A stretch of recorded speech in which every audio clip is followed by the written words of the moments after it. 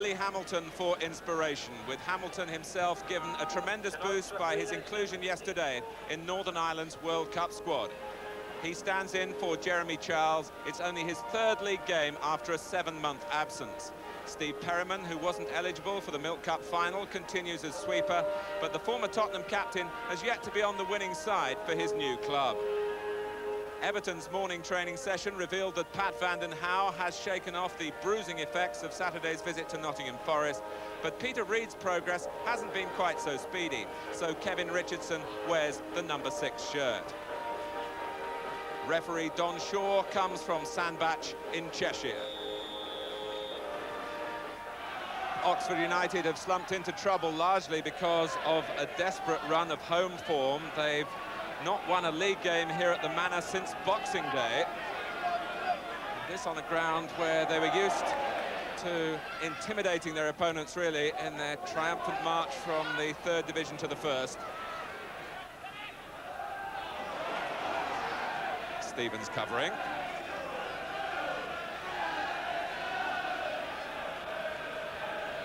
Pat van den Hauwe's problem was a bruised calf, which had him at half pace at the City Ground for the second half on Saturday.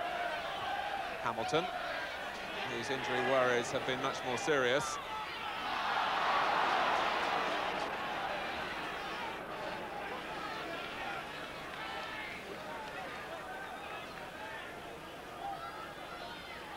Sheedy.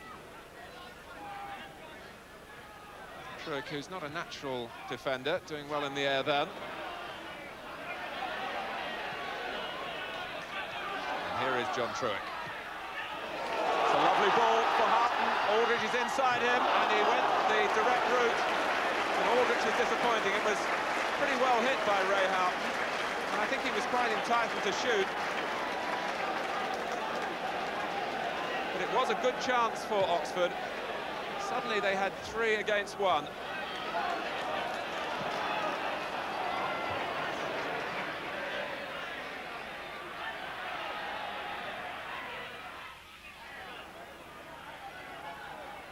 Sheedy.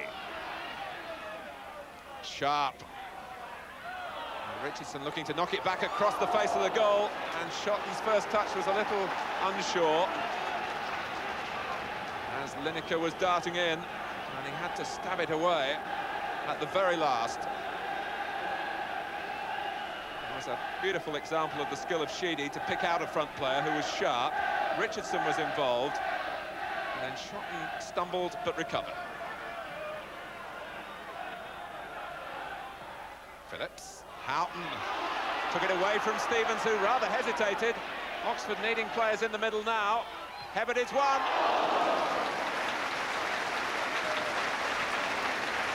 The header from Hibbert, but it's an interesting role that Ray Houghton is playing here.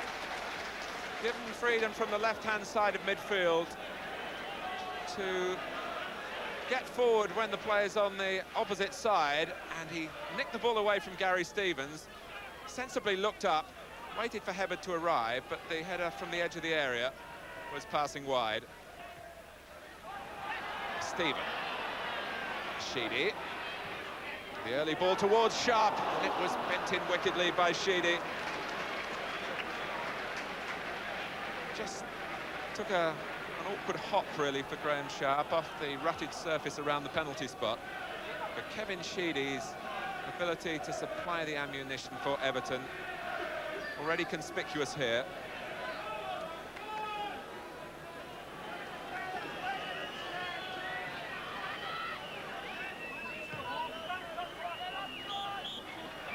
The end of an edgy first half, in which neither side really has carved out a clear-cut opening, and there's no surprise really that it's sparring really was the theme of the first half, but surely both sides will be looking for more of a punch in the 45 minutes that remain.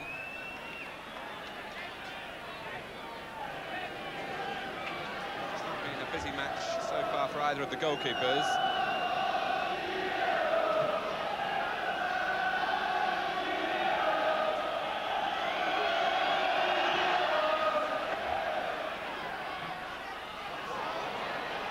Stephen.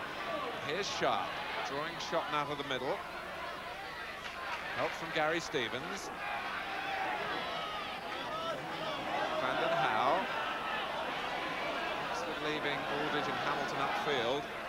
Everyone else bent on winning the ball back. And Houghton sending it long for Aldridge to chase. And Harris Mountfield.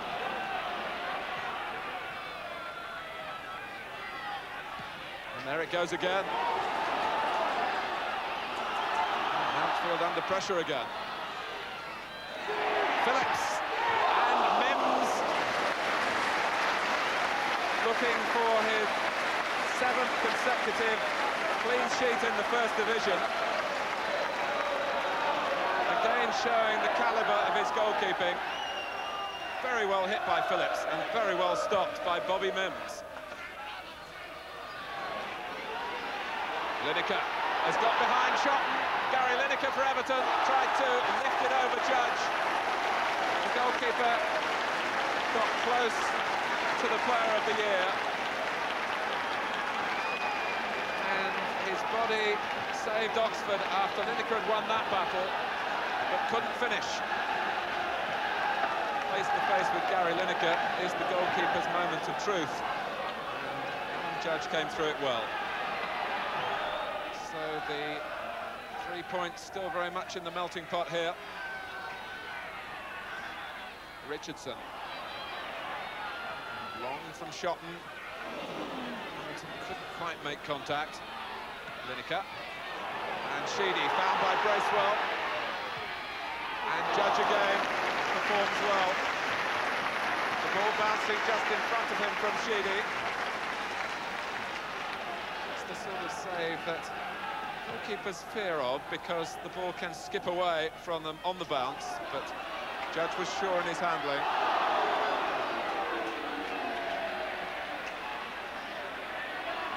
Phillips wanted to take the free kick quickly and then saw Hibbard needing to draw breath and was a little slow to pick himself up.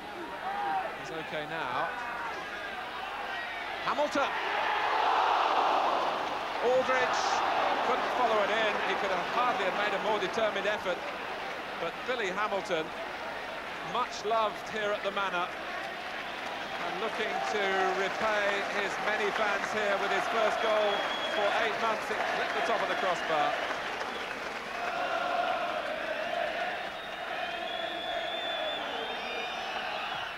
Shotton.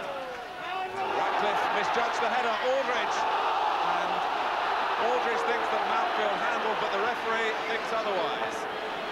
He was trying to lift the ball over Derek Mountfield to have a clear run in on goal. That's a marvellous ball by Stevens to Sheedy. Lineker! It's a corner with Sharp and Richardson coming in for the kill. Everton anxious to keep the game going.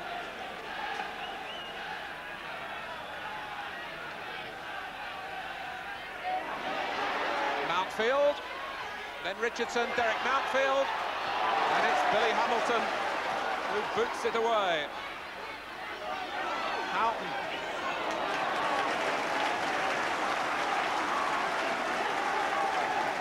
Well, Hamilton has skimmed the bar at one end and was back defending to great effect for Oxford then.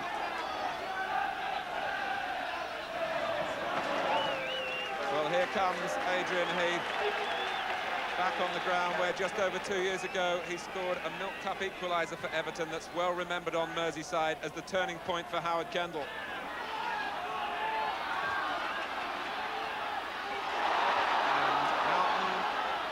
Finding Aldridge, who's lured the goalkeeper out. Hamilton! Stevens got it away, incredibly. Well, may he shake his head. It looked as though Houghton had played the ball too far ahead of John Aldridge, but look how far Mims had come. He was nowhere as the ball was flipped over him.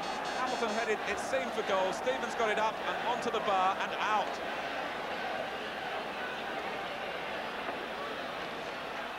Ratcliffe, Hamilton. Here's Langan. Oxford finishing strongly. Houghton! Was it over the line? The referee says no. And Everton are hanging on here by their fingertips. A splendid ball in from Langen. From Phillips, rather, from Langen's pass. And Houghton so close, and it was Mims who rescued Everton. Langen!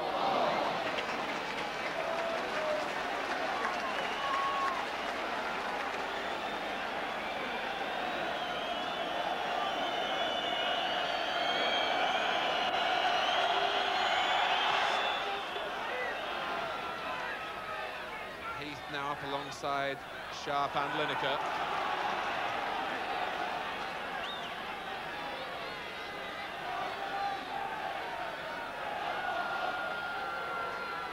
Stevens hurls it long again. Came off Hebert. Heath! Brilliant work from Judge. He may not be the strongest goalkeeper in the league on crosses, but his shot stopping is first class. His handling there denied Adrian Heath. Oxford looking for a rally now. They're biting their nails on the Everton bench. McHeaton. And here's Hamilton, given time to set up Phillips. Oxford United have a goal that could mean First Division survival. And could mean the end of the championship race for Everton. 2 minutes left. And Everton allowed Hamilton to control and cleverly pick his pass. Phillips finished superbly. And now Everton have to just charge forward and hope. And here's Heath. And Lineker. Well, Les Phillips hadn't scored a league goal for Oxford United until last Saturday, and that was in a losing cause. But he's put the frown now onto the brow of Howard Kendall. It's a picture that barely needs a word. He's seeing the championship disappear. Or is he?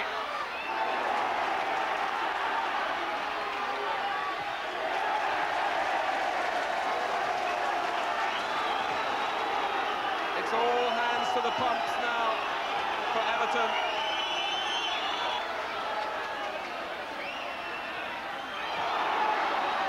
Aldridge.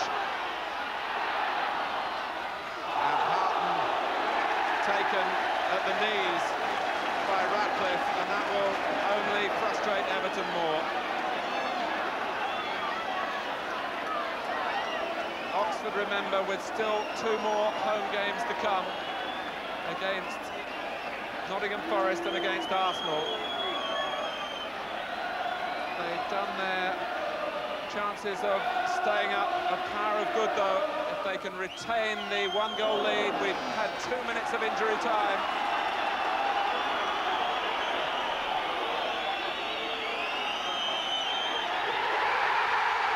It's a giant step for Oxford United, but graciously Howard Kendall accepts defeat here.